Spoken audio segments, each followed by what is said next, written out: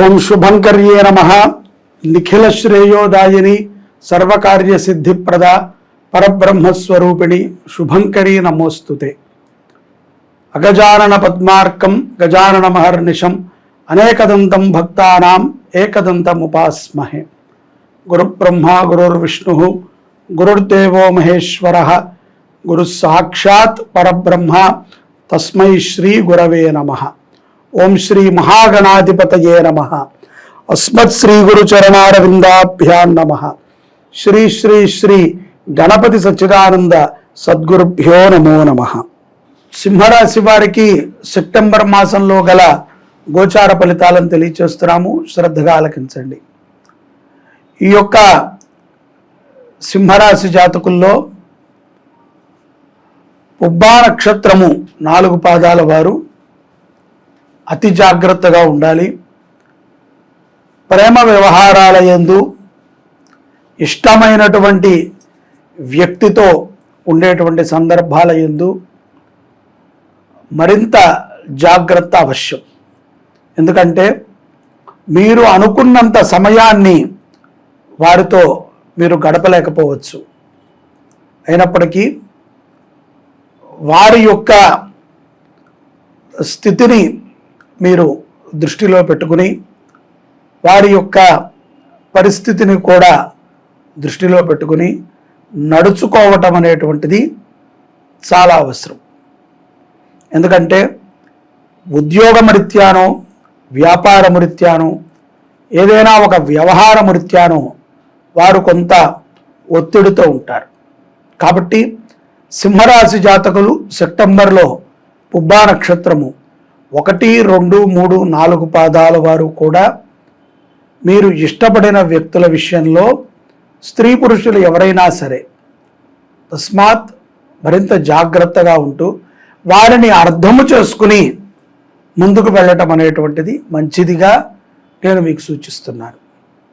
ఇక గ్రహ సంచార ప్రభావము చేత సింహరాశిలో ఉన్నటువంటి వారందరికీ కూడా కొంత ఆర్థికపరమైనటువంటి ఇబ్బందులు వస్తాయి. ఆర్థికపరమైనటువంటి ఇబ్బందులు అంటే వచ్చేటువంటి ఆదాయము తక్కువ, కానీ ఖర్చు విపరీతముగా పెరిగేటువంటి సందర్భాలు. పిల్లల కోసమనో తల్లిదండ్రుల కోసమనో లేకపోతే ఏదైనా గతములో చేసినటువంటి కొన్ని అప్పులు తీర్చుటకై మనకి ఉన్నటువంటి ఆదాయము సరిపోకపోవచ్చును. లేకపోతే ప్రతి నెల కూడా 2-3 సార్లు ఏదో ఒక ఉత్సాహం కోసమో ఉల్లాసము కోసమో ధనాన్ని ఖర్చు పెట్టేటువంటి వారు కూడా ఉంటారు. 1,000 రూపాయలు, 10,000, 5,000 ఏదో ఒక రకంగా వారికి ఇష్టమైనటువంటి పని మీద ఆ ధనాన్ని ఖర్చు పెడుతూ ఉంటారు. సింహరాశిలో ఉన్నటువంటి వారికి సెప్టెంబర్ మాసంలో కొంత ఆర్థికపరమైనటువంటి ఇబ్బందులు చేకూరుతాయి. కంగారు పడాల్సిన అవసరం లేదు. కొద్దిగా అప్పుడప్పుడు ఇలాంటివి జరుగుతూ ఉంటాయి. జరిగినప్పుడే మనము తప్పు చేస్తున్నామో సరిదిద్దుకుంటూ ఉండాలి. రెండవది, సింహరాశి జాతకులు అత్యుత్సాహము వలన కొంత ధనాన్ని కూడా నష్టపోతారు అని గ్రహ సంచారం ద్వారా అర్థమవుతుంది. అంటే ఏదో నలుగురు మధ్య మాట ఇవ్వటము, కంగారుపాటుతో ఉండటము, కంగారుపాటుతో పని చేయటము, కంగారుపాటుతో నిర్ణయం చేసుకోవటము ద్వారా ధనము లోభుత్యము చెంది నష్టము చెందేటువంటి సందర్భాలు కూడా ఉన్నాయి. సెప్టెంబర్ మాసంలో కెరియర్ పరముగా కొన్ని అద్భుతమైనటువంటి నిర్ణయాలని ఇప్పుడే విద్యాభ్యాసాన్ని ముగించి ఉద్యోగ పర్వంలోకి వెళ్ళేటువంటి వారు తీసుకుంటారు. వారు తీసుకున్నటువంటి కొన్ని నిర్ణయాలు కాలానుగుణముగా వారికి మంచినే చేకూరుస్తాయి తప్ప మరొకటి కాదు. మంచి నిర్ణయాలను తీసుకోండి, ఆలోచించి తీసుకోండి.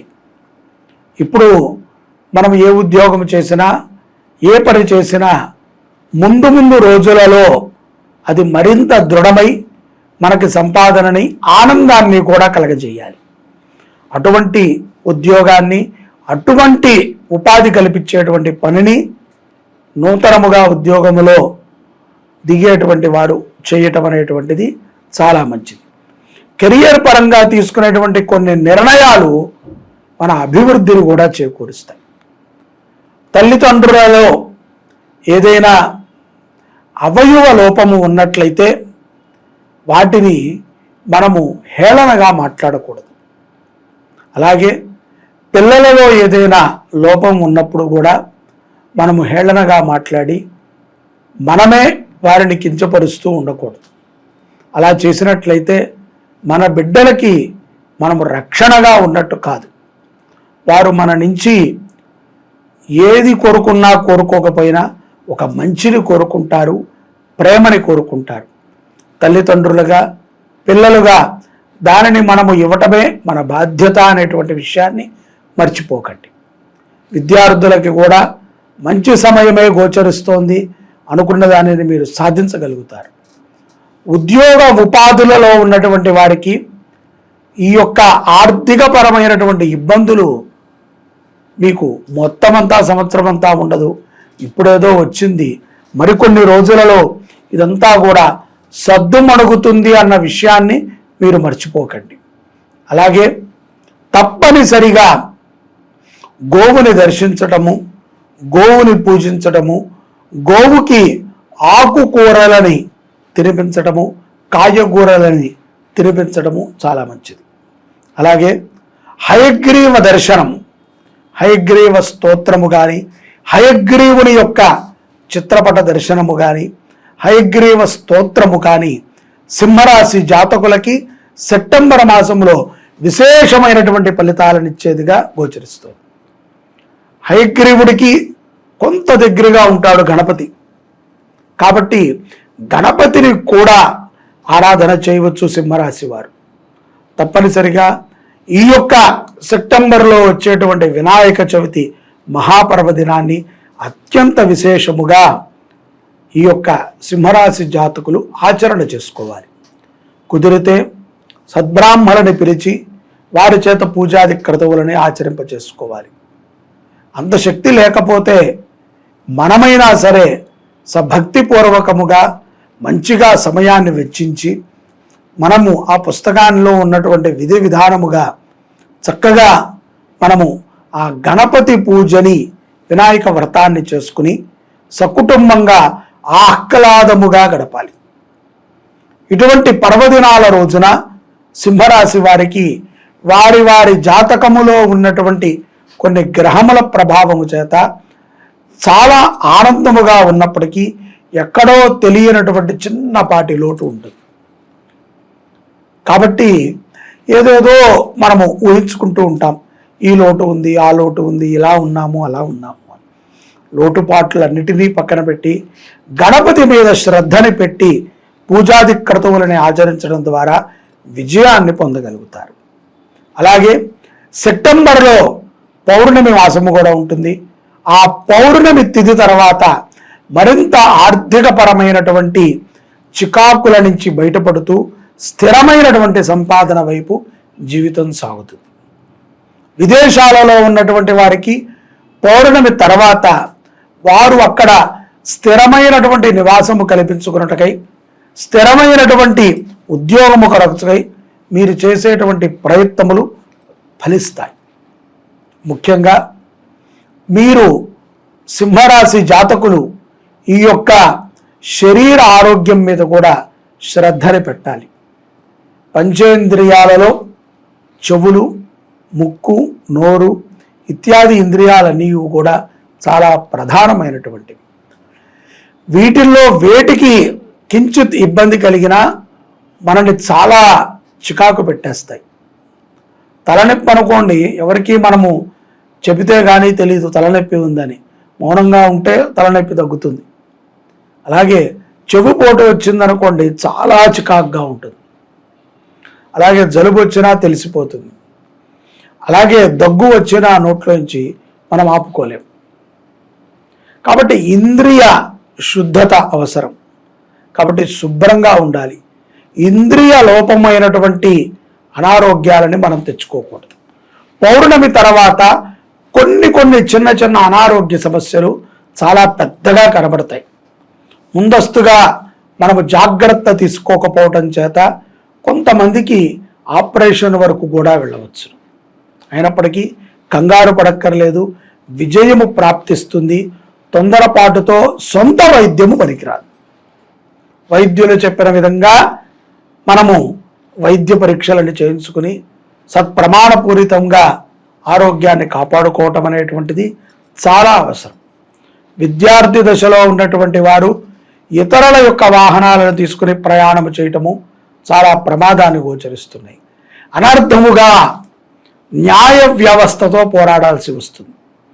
కాబట్టి ఈ యొక్క సింహరాశి జాతకులు ఎవరైతే ఉన్నారో వారందరూ కూడా తప్పనిసరిగా హయగ్రీవ స్తుతిని ఈ యొక్క పౌర్ణమి తర్వాతను కూడా ప్రతి నిత్యము హయగ్రీవాయ నమః, ఓం శ్రీ హయగ్రీవాయ నమః అనేటువంటి మంత్రాన్ని ఉచ్చారణ చేసుకుంటాం.